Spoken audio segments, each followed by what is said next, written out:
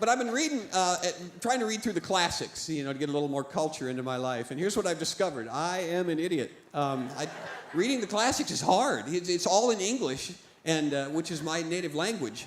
But I am struggling through the classics, and I don't know what happened. I don't know how we got from... That was the daily language, that they used in the 1800s and 1700s. I looked it up. Shakespeare had a working vocabulary of 54,000 words. 54,000 words in his working vocabulary. We, today, in the United States, have a working vocabulary of 3,000 words. That's why when we read Shakespeare, we're like, what light through yonder window? Does this come on a DVD?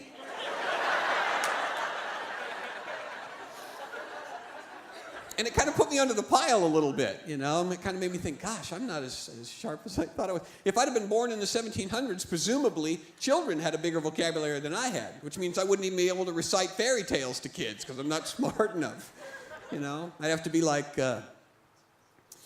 in time past, though not long ago, there lived pigs in stature, little, in number 3, who, being of an age both entitled and inspired to seek their fortune, did set about to do thusly.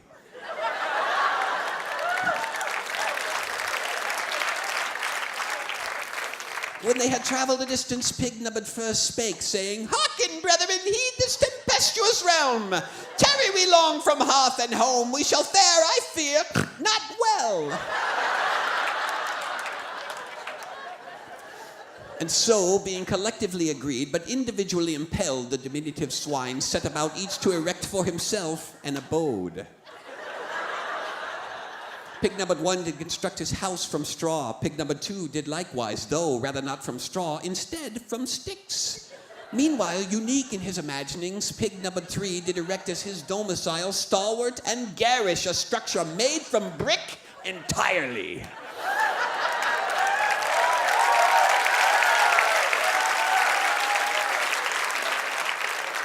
Soon there happened along, as is frequently the scenario in classic tale of protagonist pig or red-hooded child,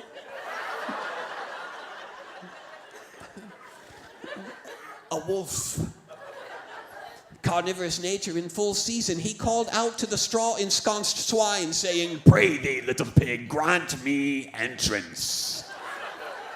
But Pig 1 recalled with sage foreboding that he is mad who trusts in the tameness of a belly-pinched wolf, and responded immediately, Nay, it shall not be, indeed, not by wit or whiskered jowl.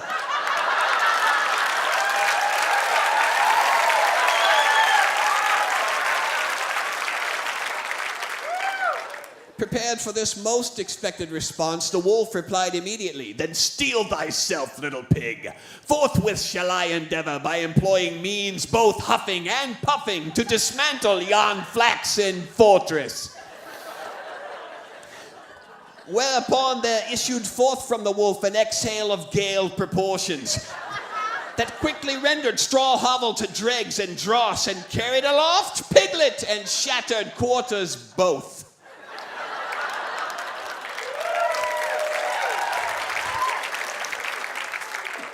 Exposed now to claw and fang, Piglet 1 made haste, wolf in pursuit, to the stick-festooned sanctum of peccary secondary. Causing Pig 2 to cry out in dismay, Well, this knots my knickers!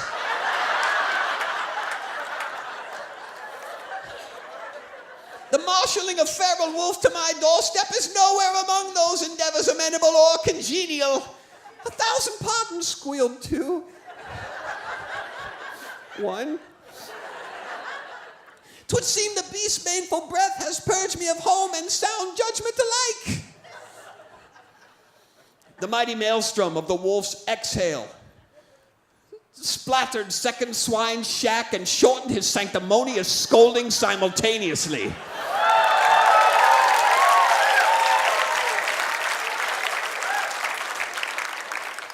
Lo and behold, squealed 2, stand we now amid wooded wreckage, tremulous and vulnerable, with nary a strategy for eschewing the canine devourer looming in deadly proximity.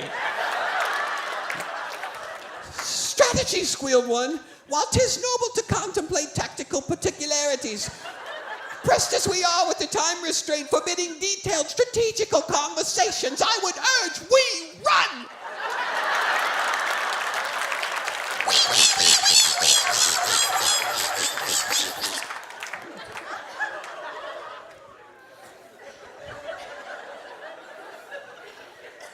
Whether by their own fleet-footed competence or the wolf's winless attitude, the diminutive swine arrived at their ultimate kindred neighbor's inexpugnable brick ingress unscathed. Upon the third pig's door, with urgent hooves they pounded, calling out, "Unbar this entrance, and with haste we beseech thee!"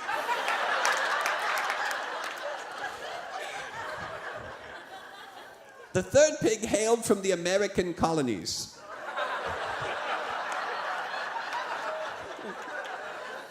And possessing a vocabulary substantially less robust than his impromptu visitors, replied, "Say what?"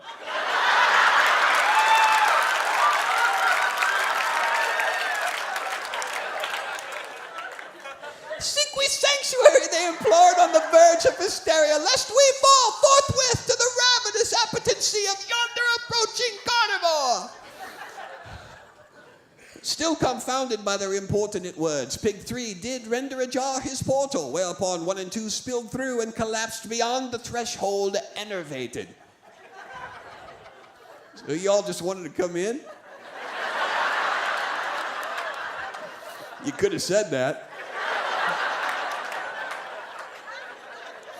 The sinister hiss of the wolf could once again be heard outside. "Pray thee, pigs, grant me entrance." "The wolf," said 1 and 2.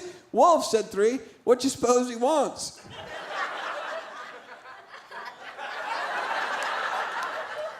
"He seeks to gain purchase within. Indeed, he would occupy this very alcove were he but afforded the most meager of opportunities." Right, I'm just going to go ask him what he wants. "Under no circumstances," squealed 2, flinging self bodily against the portal. "There is naught to be gained accosting external opponents, save our own immediate demise." "What did you say about my mama?"